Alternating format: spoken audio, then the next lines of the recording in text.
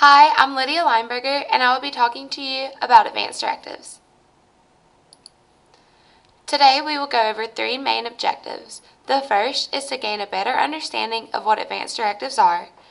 The second is what proper steps should be taken when entering in advanced directive information.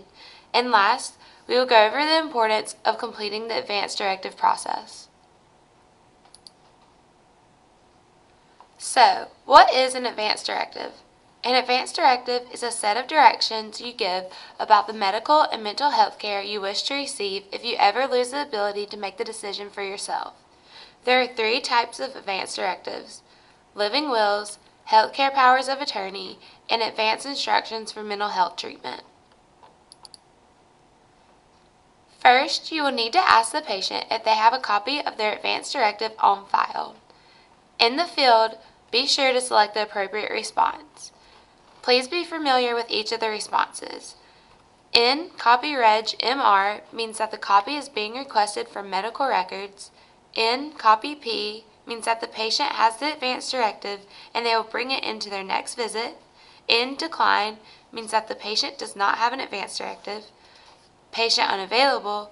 And Y copy chart, the copy is on file and has been scanned. If the patient does have an advanced directive, ask if there have been any changes.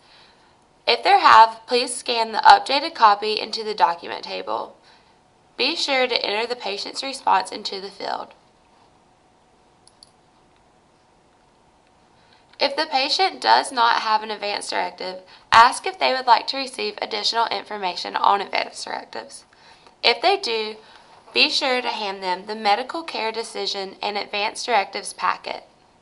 Be sure to enter the patient's response into the field. So, in summary, if the patient does not have an advanced directive, then follow with asking if they would like to receive additional information on advanced directives. If the patient does have an advanced directive, then ask if there have been any changes to their advanced directive.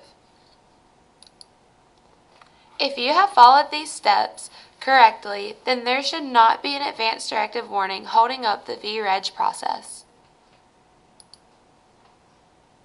So, now we will go over the workflow process in the doc table.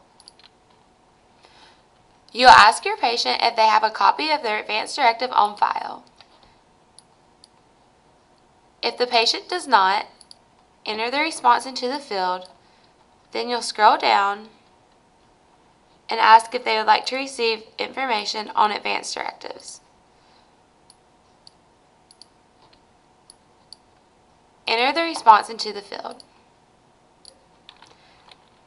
So, if the patient does have a copy of their advanced directive on file, you'll follow with the question asking if there have been any changes to their advanced directive. Please enter the appropriate response. If the patient has made changes, please be sure to scan the document into the doc table. So what? The reason that we are having this tutorial is because when the advanced directive fields are left blank, the account is unable to be billed. A weekly average of approximately $500,000 is held up by this registration error. So in conclusion, be sure to ask the patient all of the appropriate advanced directive questions. Enter the patient's responses into the correct fields. Continue following the proper steps to increase the workflow and expedite the revenue cycle. Thanks so much for joining us. Please be sure to complete the short quiz following this tutorial. Bye!